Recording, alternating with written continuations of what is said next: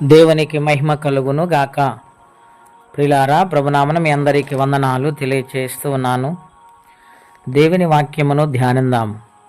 మత్తయి సువార్త 10వ అధ్యాయము 41వ వచనం. ప్రవక్తను చేర్చుకున్నవాడు ప్రవక్త ఫలం పొందును.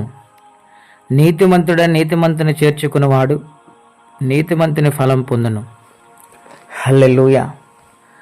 ప్రియులారా, పరిశుద్ధాత్మ దేవుడు మత్తయి సువార్త నుండి ఉదయ కాల సమయంలో మనతో మాట్లాడుచున్నారు.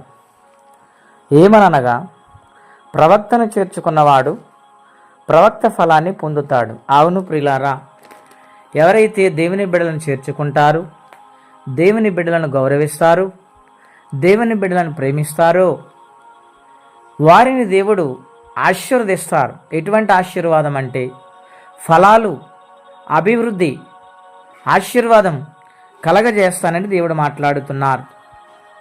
ప్రియులారా, మొదటి రాజుల గ్రంథం 18వ అధ్యాయము 3వ వచనంలో ఒక మాట వ్రాయబడి ఉంది. అక్కడ ఓబద్యా అనే వ్యక్తి కనపడతాడు. అతడు అహాబు రాజ్యంలో గృహ నిర్వాహకుడిగా పనిచేస్తూ ఉన్నాడు. ఇశ్రాయేలు దేశమంతా కూడా యెజెబెలు రాణి వలన, దేవునికి వ్యతిరేకమైన కార్యాలు జరగటం వలన ప్రవక్తలకు వచ్చిన అపాయము, ప్రవక్తలకు వచ్చిన భయంకరమైన పరిస్థితిని బట్టి ఆయన ఆలోచన చేసి వారిని దాచిపెట్టాడు.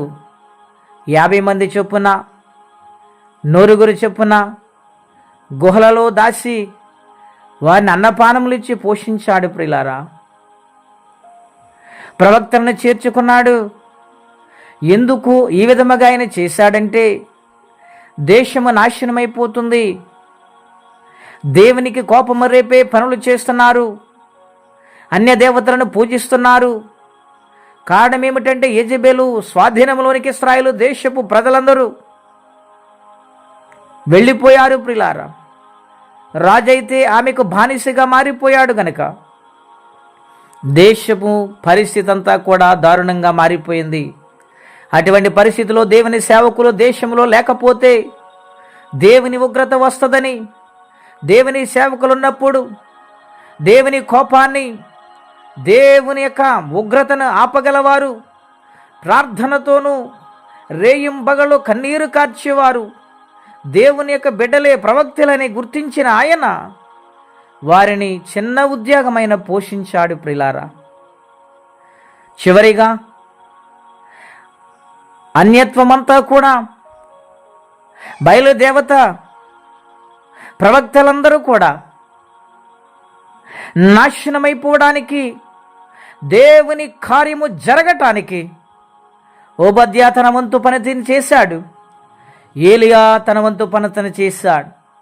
గనుక దేవుడు మరల ఇశ్రాయేలు దేశాన్ని కనికరించి ఆశీర్వదించారు.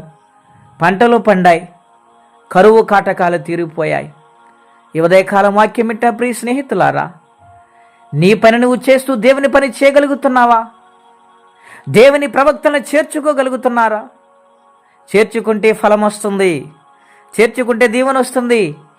కనుక ప్రతి ఒక్కరు పొందుకోవాలని ప్రభుపేట మనవి చేస్తే మాటలు నేను ముగిస్తున్నాను. ప్రార్థన. పరిశుద్ధుడైన మా తండ్రి, ఘనమైన మీ నామం కొరకై స్తోత్రం చెల్లిస్తున్నాం. ప్రవక్తను చేర్చుకున్నవాడు ప్రవక్త ఫలాన్ని పొందుతారని మీరు వాగ్దానము చేశారు ప్రభువా. ఓబద్యా ప్రవక్తలనైనా అపాయకర పరిస్థితిలో ప్రభువా, తనకు ప్రాణహాని కలిగి ఉన్న, తన మీదకి వస్తున్న ఉపద్రవాన్ని లెక్క చేయకుండా నీ బిడ్డలను దాచాడు. తన వంతుగా అన్న పానములు ఇచ్చి పోషించాడు గనుక గొప్ప వ్యక్తిగా మారిపోయాడు. నాయన, ఇశ్రాయేలు దేశం మీద ఉన్న భయంకరమైన క్షామము తొలగిపోవటానికి ప్రవక్తల ప్రార్థన, ఏలియా గారు ప్రార్థనే ప్రభువా.